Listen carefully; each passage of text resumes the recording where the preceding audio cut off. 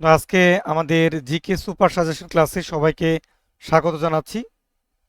আর আপনারা কে কোথা থেকে আছেন কমেন্টের মাধ্যমে জানান। আজকের এই ক্লাসটি ইংলিশ হাব পেজ এবং ইউটিউব চ্যানেল উৎকর্ষ জিকে আলামিন স্যার থেকে দেখছেন। সবাইকে আবারও স্বাগত জানাচ্ছি।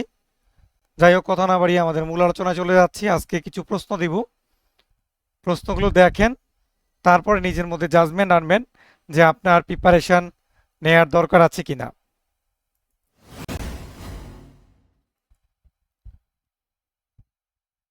আপনাদের জন্য 1 নম্বর প্রশ্ন, বাংলাদেশের আবাদি জমির কতটুকুতে ধান চাষ হয়? খুব ভালো একটি প্রশ্ন। শাহ মোহাম্মদ মোশাররফ, গণিতের কোনো কোর্স চালু আছে কি?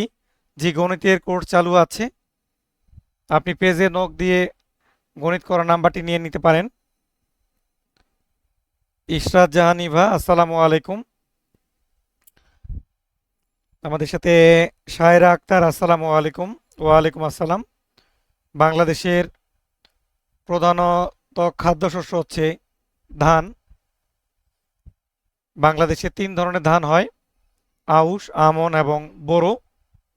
বাংলাদেশের প্রধান ধান হচ্ছে বোরো ধান। বাংলাদেশ ধান উৎপাদনে পৃথিবীর মধ্যে তৃতীয়। বাংলাদেশের ময়মনসিংহে সবচেয়ে বেশি ধান উৎপাদিত হয়। এখান থেকে বলতে হবে বাংলাদেশের আবাদি জমির কতটুকুতে ধানের চাষ হয়। এটির উত্তরটি হচ্ছে 70%। চলে যাচ্ছি আমরা 2 নম্বর প্রশ্নে। প্রশ্ন 2 নম্বর, ভেরি ভেরি ইম্পর্টেন্ট আপনাদের জন্য। আগামী যারা এইটিও পরীক্ষা দিবেন, 19তম নিবন্ধন পরীক্ষা দিবেন এবং যারা প্রাইমারি পরীক্ষার্থী আছেন তাদের জন্য গুরুত্বপূর্ণ এই প্রশ্নগুলো। নিম্নলিখিত কোন জেলায় জনসংখ্যার ঘনত্ব সবচেয়ে কম? কোন জেলায় জনসংখ্যার ঘনত্ব সবচেয়ে কম? উত্তর দিয়েছেন হাফিজা ঝুমা, দিয়েছেন বান্দরবন। আচ্ছা, আগে ছিল বান্দরবন, বাট এখন হচ্ছে রাঙামাটিতে। রাঙামাটিতে জনসংখ্যার ঘনত্ব সবচেয়ে কম। আর যদি বলা হয় যে জনসংখ্যার বৃদ্ধির হার সবচেয়ে কম কোন জেলায়, তাহলে হচ্ছে ঝালকাঠি জেলায় হচ্ছে জনসংখ্যার বৃদ্ধির হার সবচেয়ে কম। চলে যাচ্ছি আমরা 3 নম্বর প্রশ্নে। প্রথম ডিজিটাল জনশুমারি ও গৃহ গণনা অনুযায়ী দেশের মোট উপজেলা কয়টি? আমাদের যে প্রথম ডিজিটাল আদমশুমারি, এটি মূলত ষষ্ঠ আদমশুমারিকে বলা হয় বাংলাদেশের প্রথম ডিজিটাল আদমশুমারি। এই আদমশুমারিটি হয়েছে 15 থেকে 21 জুন 2022 সালে। বর্তমান আমাদের উপজেলা কয়টি? উত্তর দিয়েছেন 3 নম্বর রুনা রুহান, শায়রা আক্তার। উত্তরটি হচ্ছে 495টি। 495টি বর্তমান বাংলাদেশের উপজেলা। সর্বশেষ উপজেলার নাম হলো কক্সবাজারের ঈদগাঁও। চলে যাচ্ছি আমরা 8 নম্বর প্রশ্ন, পদ্মা সেতু আমাদের একটি জাতীয় স্থাপনা। পদ্মা সেতু থেকে আমাদের অনেক প্রশ্ন আসে এবং আসবে।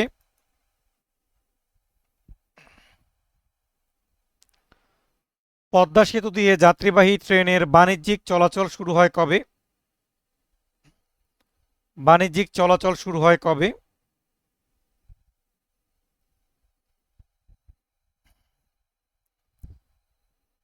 আচ্ছা, আমাদের নাম্বারিংটা সম্ভবত ভুল হয়েছে। আপনারা যে নাম্বার দেয়া আছে সেই নাম্বার দিয়ে উত্তর করুন। নাসরিন পারভেজ উত্তর দিয়েছেন। উত্তরটি হচ্ছে বাণিজ্যিক ট্রেন চলাচল শুরু হয়েছে 1 নভেম্বর 2023 সালে, পদ্মা সেতু। আর আমাদের ট্রেন এটি উদ্বোধন করা হয়েছিল 10 অক্টোবর 2023 সালে। 10 অক্টোবর 2023 সালে ট্রেন লাইন উদ্বোধন করা হয়। আচ্ছা, আমাদের 5 নম্বর জানাবেন সবাই। দেশের প্রথম এলিফ্যান্ট ওভারপাস কোথায় অবস্থিত? বাংলাদেশের প্রথম এলিফ্যান্ট ওভার পার্স। 5 নাম্বার জানাবেন সবাই। প্রশ্ন নাম্বার 5, এলিফ্যান্ট ওভার পাস। আমাদের শাহিদুজ্জামান উত্তর দিয়েছেন। এটির উত্তর হলো লোহাগাড়া, চট্টগ্রাম। এটি মূলত করা হয়েছিল ঢাকা কক্সবাজার রেল লাইন নির্মাণের ফলে যে বন্য হাতিরা তাদের ক্রসিংয়ের জনিত কারণে এই এলিফ্যান্ট ওভারপাস করা হয়েছে।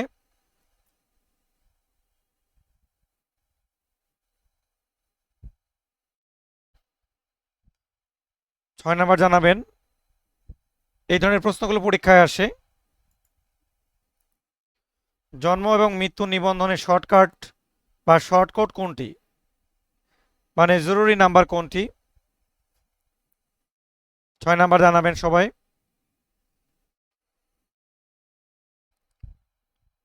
নাম্বার দিয়ে উত্তর করবেন সবাই। সবাইকে আহ্বান করব আপনারা একটা করে শেয়ার দিন আর প্রিয় বন্ধুদেরকে মেনশন করুন।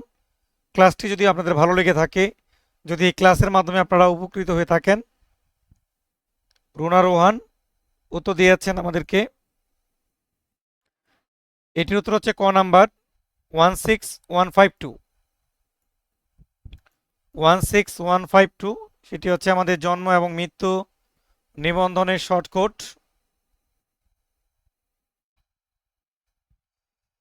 আচ্ছা শহীদুজ্জামান, এগুলো কোন সালের প্রশ্ন? এগুলি মূলত কোনো সালের প্রশ্ন না, এগুলো আমি আপনাদের জন্য সাজেশন করে স্লাইড করেছি। আর আমাদের 999 এটি আমাদের জাতীয় জরুরি সেবা, এটা মনে রাখতে পারেন সবাই। 7 নাম্বার জানাবেন। প্রজাতন্ত্রের রাষ্ট্রভাষা। প্রজাতন্ত্রের রাষ্ট্রভাষা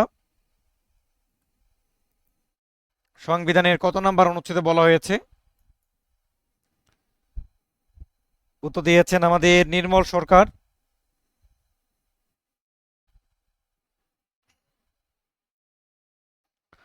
প্রজাতন্ত্রের রাষ্ট্রভাষার ব্যাপারে বলা হয়েছে অনুচ্ছেদ 3 নাম্বারে বলা হয়েছে, অনুচ্ছেদ 3। এখান থেকে একটু বাড়তিভাবে শিখে রাখবেন। অনুচ্ছেদ 7-এর ব্যাপারে আমাদের সংবিধানের যে প্রাধান্যের ব্যাপারে বলা হয়েছে 7 নাম্বারে। আর 5 নাম্বারে বলা হয়েছে আমাদের রাজধানী ঢাকার কথা বলা হয়েছে 5 নাম্বারে। আর 13 নাম্বারে বলা হয়েছে মালিকানার নীতি। 13 নাম্বার অনুচ্ছেদে মালিকানার নীতি, আমি আরেকবার বলছি শিখে রাখবেন। 3 নাম্বার অনুচ্ছেদে হচ্ছে আমাদের রাষ্ট্রভাষা বাংলা। 5 নাম্বার অনুচ্ছেদে হচ্ছে আমাদের রাজধানী ঢাকা। 7 নাম্বার অনুচ্ছেদে আমাদের সাংবিধানিক প্রাধান্য, জনগণ রাষ্ট্রের সকল ক্ষমতার মালিক। 13 নাম্বারে বলা হয়েছে রাষ্ট্রীয় মালিকানার ব্যাপারে বলা হয়েছে। আচ্ছা 8 নাম্বার জানাবেন সবাই। দেশের প্রথম বায়ু বিদ্যুৎ কেন্দ্র কোন জেলায় অবস্থিত? বায়ু বিদ্যুৎ কেন্দ্র নিয়ে অনেক কথাবার্তা হচ্ছে। বায়ু বিদ্যুৎ কেন্দ্র, সৌর বিদ্যুৎ কেন্দ্র, এগুলো নিয়ে অনেক কথাবার্তা হচ্ছে। এগুলো থেকে প্রশ্ন আসার সম্ভাবনা অনেক বেশি। দেশের প্রথম বায়ু বিদ্যুৎ কেন্দ্র কোন জেলায় অবস্থিত?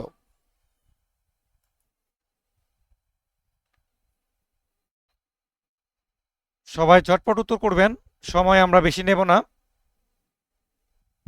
এটি হচ্ছে ফেনী জেলায় অবস্থিত। বাংলাদেশের প্রথম বায়ু বিদ্যুৎ কেন্দ্র ফেনী জেলায় অবস্থিত। উত্তর দিয়েছেন রোকজানা জান্নাত। 9 নাম্বার, এটি মূলত আমাদের আন্তর্জাতিক বিষয়াবলীর পরিবেশ সংক্রান্ত প্রশ্ন। V20 গ্রুপ কিসের সাথে সম্পর্কিত? V20 group, V20 group, V20 এর পূর্ণরূপ হচ্ছে ভার্নারেবল 20। ভার্নারেবল 20 কারা? ভার্নারেবল 20 মূলত যারা জলবায়ুর ক্ষতিগ্রস্ত দেশ, এই ক্ষতিগ্রস্ত দেশগুলোকে নিয়ে একটি ফোরামের নাম হলো ভার্নারেবল 20। তার মানে আমরা বুঝতে পারলাম উত্তরটি হলো ক নাম্বার, জলবায়ুর পরিবর্তন। জলবায়ু পরিবর্তন। আন্তর্জাতিকের প্রশ্ন আরেকটি, পালাও কোন দেশের, পালাও দেশটি কোন মহাদেশে অবস্থিত? প্রশ্ন নাম্বার 10, পালাও দেশটি কোন মহাদেশে অবস্থিত?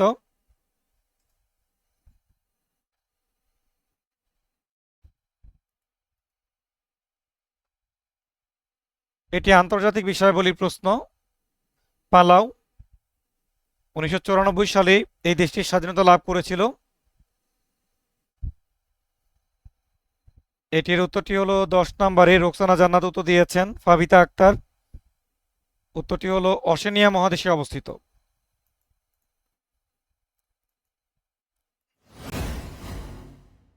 তো আপনারা যারা এটিইউ পরীক্ষার্থী আছেন, যারা প্রাইমারি পরীক্ষার্থী আছেন, যারা 19তম নিবন্ধন পরীক্ষার্থী আছেন এবং যারা সমাজসেবা সমাজকর্মী এর পদপ্রার্থী পরীক্ষার্থী আছেন, তাদের জন্য সাধারণ জ্ঞান, মূলত এখন কিন্তু সাধারণ জ্ঞান আগের মতো নেই। সিলেবাসের অনেক পরিবর্তন হয়েছে, নতুন নতুন প্রশ্ন আসছে, অনেক সৃজনশীল প্রশ্ন আসছে। তাই আপনাকে খুব সচেতনভাবে পড়তে হবে, কোথা থেকে কিভাবে কতটুকু পড়বেন, এই জন্য ভালো একটা দিক নির্দেশনা নেওয়ার চেষ্টা করবেন।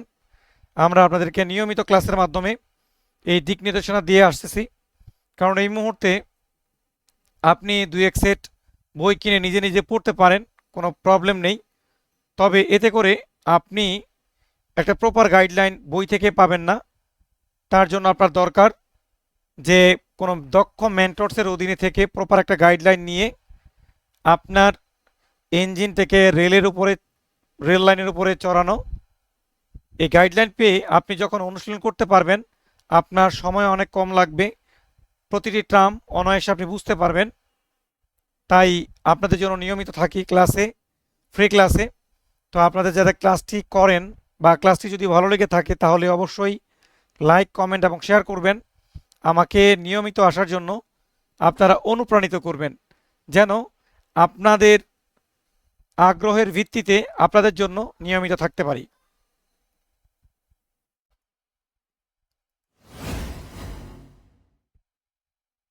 আমরা চলে যাচ্ছি 11 নম্বর প্রশ্ন, বাংলাদেশ স্কয়ার কোথায় অবস্থিত? বাংলাদেশ স্কয়ার কোথায় অবস্থিত?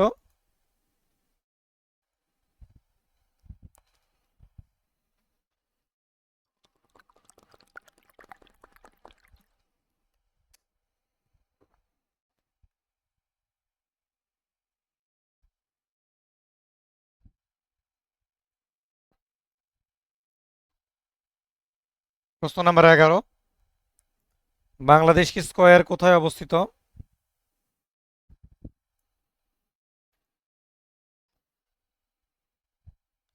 11 নম্বর উত্তর দিয়েছেন শাহেরা আক্তার, ফাবিতা আক্তার। বাংলাদেশ স্কয়ার অবস্থিত হচ্ছে লাইবেরিয়াতে, আফ্রিকার। আর এদিকে সিয়েরা লিওন, তারা বাংলাকে প্রথম রাষ্ট্রভাষার মর্যাদা দিয়েছিল, দ্বিতীয় রাষ্ট্রভাষা করে নিয়েছিল। আর নাইজেরিয়া হলো আফ্রিকার জনসংখ্যায় সবচেয়ে বড় দেশের নাম হলো নাইজেরিয়া।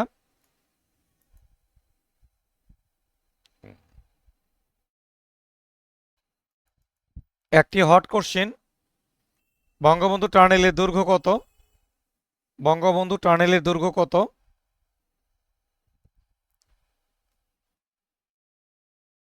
বঙ্গবন্ধু টানেল এটি মূলত কর্ণফুলী নদীর তলদেশে। আর এই টানেলের নির্মাতা প্রতিষ্ঠান হচ্ছে চায়না কমিউনিকেশন কনস্ট্রাকশন কোম্পানি। এর দৈর্ঘ্য জানিয়েছেন প্রথম রোকসানা জান্নাত, 3.32 কিলোমিটার। 3.32 কিলোমিটার। আর এই টানেল উদ্বোধন করা হয়েছিল 28 ডিসেম্বর 2023 সালে। 28 ডিসেম্বর 2023 সালে। চলে যাচ্ছি আমরা 13 নম্বর প্রশ্নে। প্রশ্ন নাম্বার 13,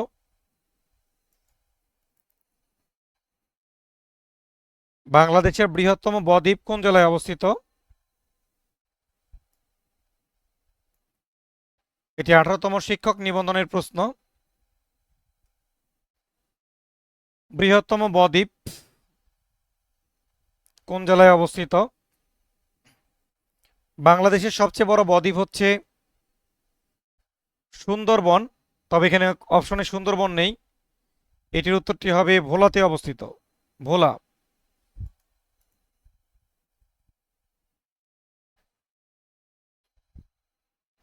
চলে যাচ্ছি আমরা 14 নম্বর প্রশ্নে। কোন সাময়িকী প্রধানমন্ত্রী শেখ হাসিনাকে এশিয়ার আয়রন লেডি খেতাবে ভূষিত করেছে? আয়রন লেডি খেতাবে ভূষিত করেছে কোন পত্রিকা? 14 নম্বর জানাবেন সবাই। নুরুল ইসলাম, রিনা সুলতানা, আব্দুল হামিদ। ইয়েস, এটি হচ্ছে যুক্তরাজ্যের প্রভাবশালী পত্রিকা সাময়িকী দ্য ইকোনমিক্স।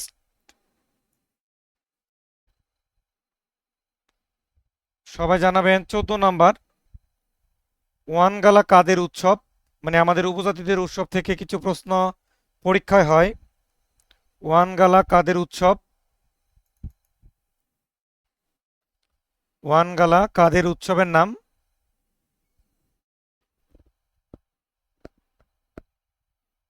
14 নম্বর উত্তর দিয়েছে আমাদের রুনা রোহান, ফাবিতা আক্তার। ইয়েস, গারোদের। গারোরা মূলত ময়মনসিংহ, নেত্রকোনা, শেরপুর, তারপর টাঙ্গাইল, এই অঞ্চলে গারোরা আছে। গারোদের উৎসবের নাম হচ্ছে ওয়ানগালা। আর চাকমাদের উৎসবের নাম হলো বিজু। মারমাদের উৎসবের নাম হলো সাংগ্রাইন। 15 নম্বর, এই সংগঠনটি নিয়ে অনেক বর্তমান সময়ে সবচেয়ে বেশি আলোচিত হচ্ছে। হিজবুল্লাহ কোন দেশ ভিত্তিক একটি সংগঠন? হিজবুল্লাহ কোন দেশ ভিত্তিক একটি সংগঠনের নাম? সবচেয়ে বেশি আলোচিত একটি সংগঠন বর্তমান সময়ের জন্য। ইসরায়েল ফিলিস্তিনের ব্যাপারে এই হিজবুল্লাহ গুরুত্বপূর্ণ ভূমিকা রাখছে। কোন দেশ ভিত্তিক একটি সংগঠনের নাম হিজবুল্লাহ? ইয়েস, উত্তর দিয়েছে রওশন আফরোজ, ফেরদৌস হুসাইন, লেবানন। হিজবুল্লাহ এর অর্থ হচ্ছে আল্লাহর দল। লেবানন ভিত্তিক একটি শিয়াপন্থী গেরিলা দলের নাম হলো হিজবুল্লাহ। আচ্ছা, এসডিজি আপনাদের জন্য ভেরি ভেরি ইম্পর্টেন্ট, শিখে রাখবেন। এসডিজি জাতিসংঘের কততম সাধারণ পরিষদের গৃহীত হয়েছিল? এসডিজি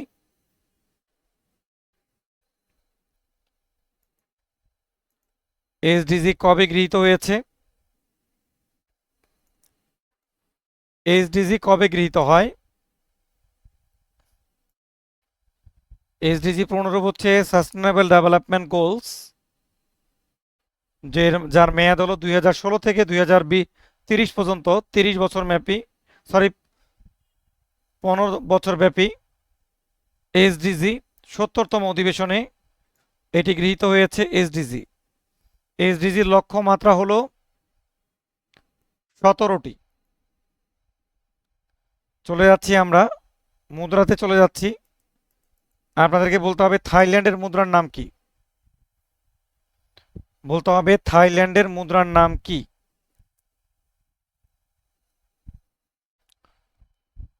রুকসানা জান্নাত, ফেরদৌস হোসাইন। থাইল্যান্ডের মুদ্রা নিয়ে আপনাদের পরীক্ষায় অনেক প্রশ্ন আসবে, মুদ্রাগুলো আপনারা শিখবেন।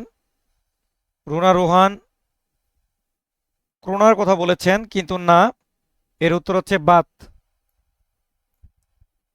থাইল্যান্ডের মুদ্রার নাম হলো বাত। আবার বাত নামে সিরিয়াতে একটি রাজনৈতিক দল রয়েছে। সিরিয়ার যে বর্তমান প্রেসিডেন্ট আছেন হাফিজ আল আসাদ, সরি বাশার আল আসাদ, তার রাজনৈতিক দলের নাম হলো বাত। লিরা হচ্ছে তুরস্কের মুদ্রা। লিরা, লিরা তুরস্কের মুদ্রা। ক্রোনা হলো সুইডেনের মুদ্রা, ক্রোনা। রিঙ্গিত মালয়েশিয়ার মুদ্রা।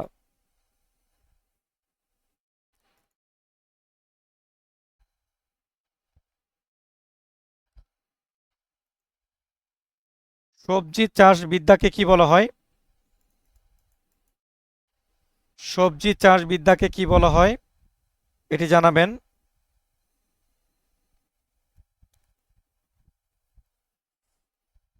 প্রশ্ন নাম্বার 18। হ্যাঁ, প্রিপারেশন নিতে হবে, প্রিপারেশন ছাড়া পরীক্ষা দেওয়া যাবে না।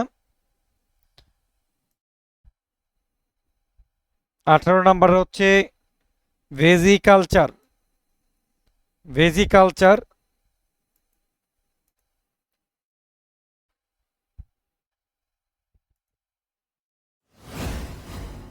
যারা মনে করেন যে দুই একটা গাইড বই পড়েই আবেদন করার পরে পরীক্ষাতে বসলেই ইনশাল্লাহ আমার চান্সটি হয়ে যাবে, এটা ভাবার কোনো কারণ নাই। কারণ সারা বাংলাদেশ ব্যাপী অনেক পরীক্ষার্থী আছে, পোস্ট হচ্ছে 159টি। তো এই ক্ষেত্রে যারা বেসিক টু অ্যাডভান্স প্রিপারেশন নিতে পারবে টপিক ধরে ধরে, ইনশাল্লাহ তারা পরীক্ষায় ভালো করতে পারবেন।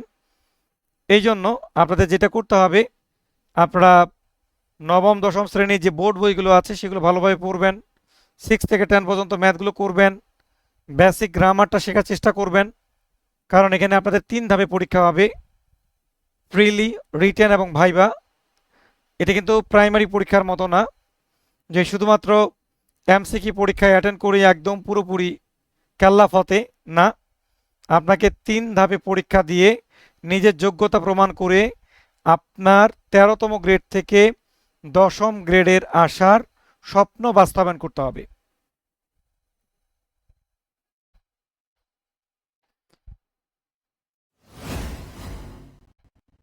আচ্ছা, চলে যাচ্ছি। বলেন তো অগ্নিস্বর কোন ফসলের উন্নত জাতের নাম?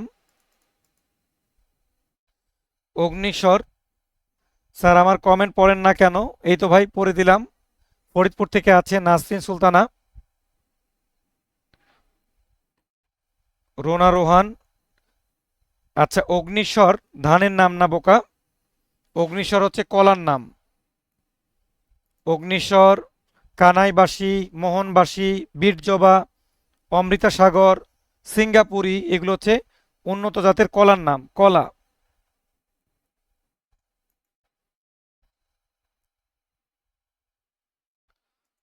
গ্যাজেটভুক্ত যুদ্ধাহত মুক্তিযোদ্ধাদের করমুক্ত আয়সীমা কত?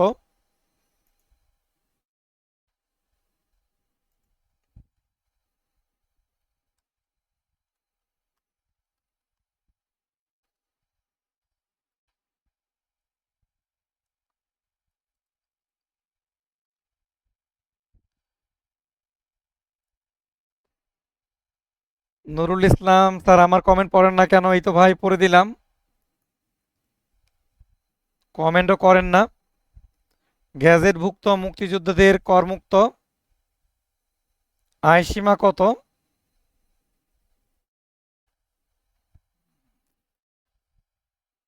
আচ্ছা, চলে যাচ্ছি। এটি হচ্ছে 5 লাখ। যদি কোনো যুদ্ধাহত মুক্তিযোদ্ধা বাৎসরিক 5 লাখ টাকা ইনকাম করেন তাহলে তাকে কর দিতে হবে। আর আমাদের সাধারণত করমুক্ত আয়সীমা হচ্ছে 3.5 লক্ষ টাকা। আপনি যদি বাৎসরিক 3.5 লক্ষ টাকার মতো ইনকাম করেন তাহলে আপনাকে কোনো কর দিতে হবে না।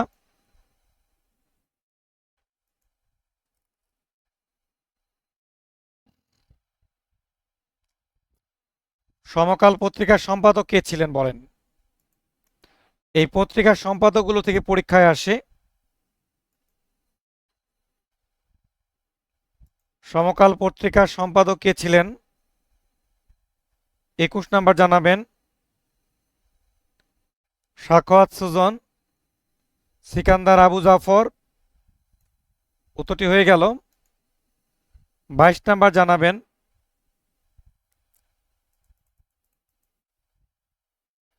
সংবিধান যেদিন গৃহীত হয়েছিল সেদিন বাংলা তারিখ কত ছিল? বাংলা তারিখ কত ছিল?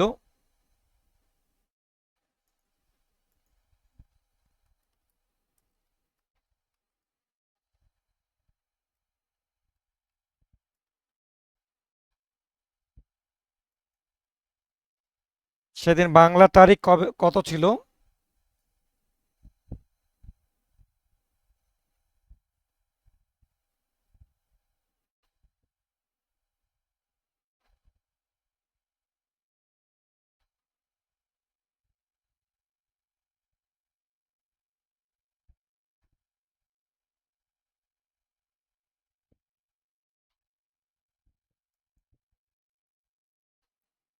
রোকসানা জান্নাতও তো দিয়েছেন আমাদেরকে।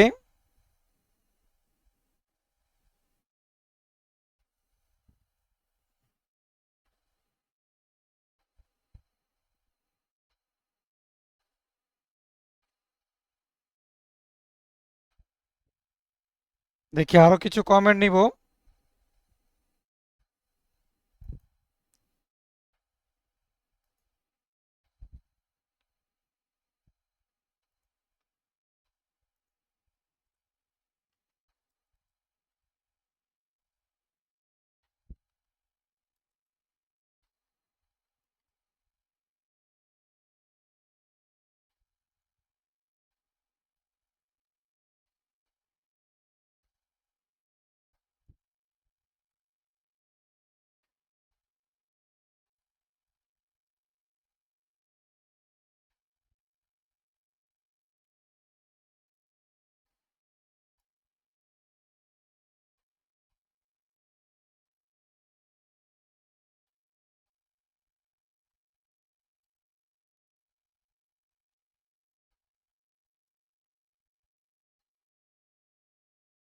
নুরুল ইসলামও তো দিয়েছেন।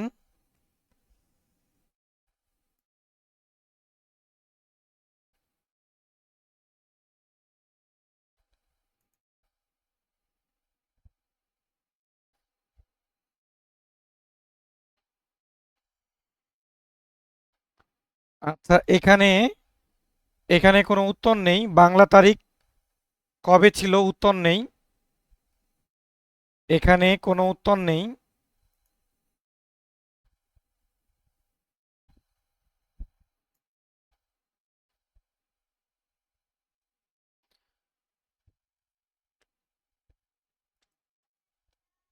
আচ্ছা, এটির উত্তর হবে যেটা 18 কার্তিক 1318। এটি উত্তর হবে। আচ্ছা, 23 নাম্বার জানাবেন। বঙ্গবন্ধু শেখ মুজিবুর রহমানকে নিয়ে রচিত যাত্রাপালার নাম কি? শেখ মুজিবুর রহমানকে নিয়ে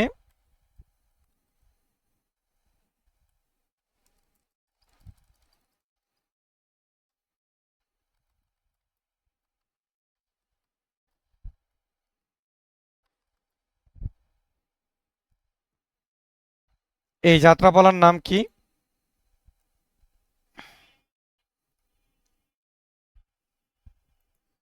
এই যাত্রাপালার নাম ছিল নিঃসঙ্গ লড়াই।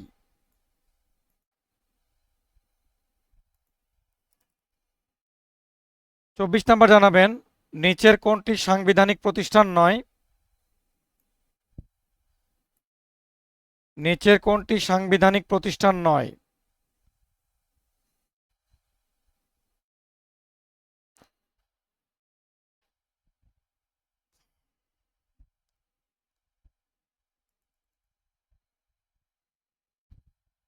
নিচের কোনটি সাংবিধানিক প্রতিষ্ঠান নয়?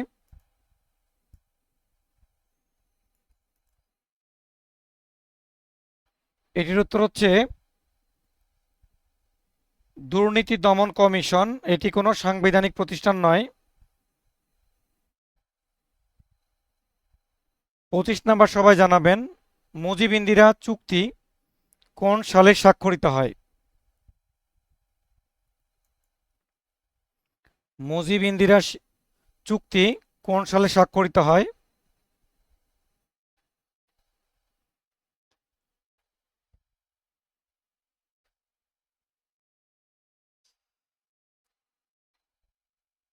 25 নাম্বারের উত্তরটি হলো 1972 সালে।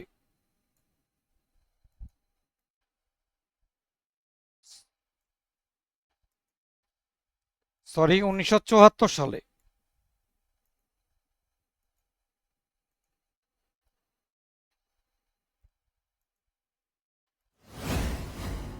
তো মোটামুটি আজকে আমরা 25টা সাধারণ জ্ঞান পড়লাম।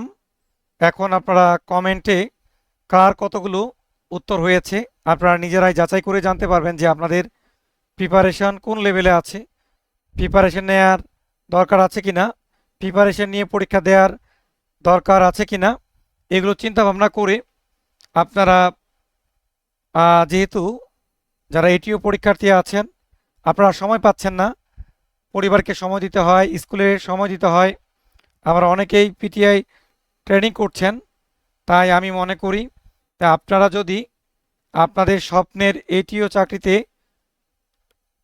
নিযুক্ত হতে চান বা আপনার সহকারী শিক্ষক পদ থেকে 10ম গ্রেডে আসতে চান তাহলে অবশ্যই আপনাকে বিশাল একটা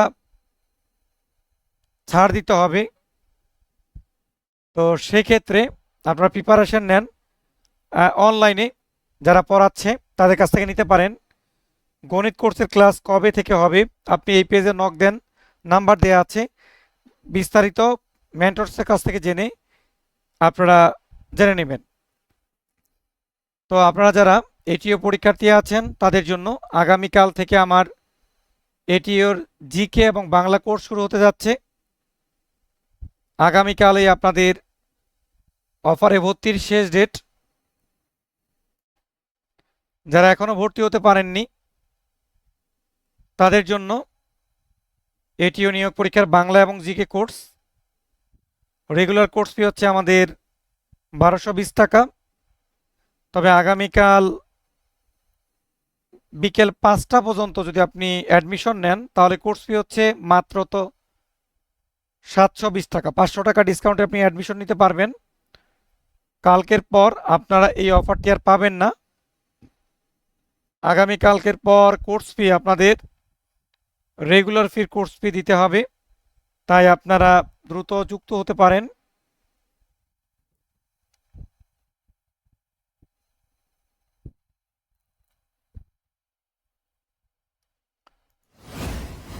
আগামীকাল 8টা 30 মিনিটে আপনাদের প্রথম ক্লাস অনুষ্ঠিত হবে। আর আগে যারা অ্যাডমিশন নিয়েছিলেন এটি কোর্সের জন্য তাদেরকে এই কোর্সের রিপিটের জন্য সবাইকে যুক্ত করা হয়েছে। আর আপনারা যারা আগে কোর্সে ভর্তি হয়েছিলেন তারা হোয়াটসঅ্যাপে আপনার ফেসবুক আইডির নাম আমাকে দেবেন, আমার সিক্রেট গ্রুপে জয়েন করে দিব। এই জন্য আপনাদের কোনো ফি দেওয়া লাগবে না, আপনারা ক্লাস করবেন, রিভিশন ক্লাস করবেন। তো বন্ধুরা আজকের ক্লাসটি আপনাদের কেমন লাগলো কমেন্টের মাধ্যমে জানাবেন। আজ এ পর্যন্ত রাখবো। সবাই ভালো থাকবেন, সুস্থ থাকবেন। আল্লাহ হাফিজ।